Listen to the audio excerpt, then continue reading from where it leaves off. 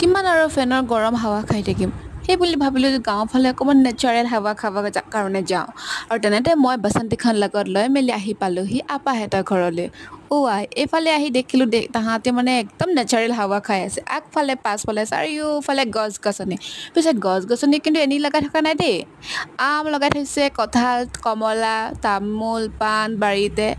তাৰপিছত তাহাঁতৰ ঘৰতে বহুতো ছাগলী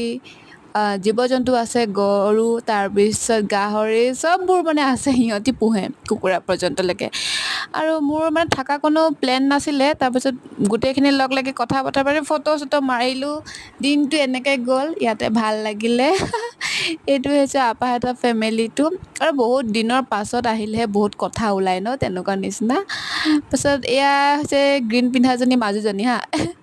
তাই মানে ঘৰখনত বহুত কাম কৰি থাকে বাকী ডাঙৰজনীৰ নাম হৈছে মেম মানে নামটো দি লোৱা সি একেবাৰে অৰ্ডাৰ দি থাকে বাকীকেইটা কাম কৰিবৰ কাৰণে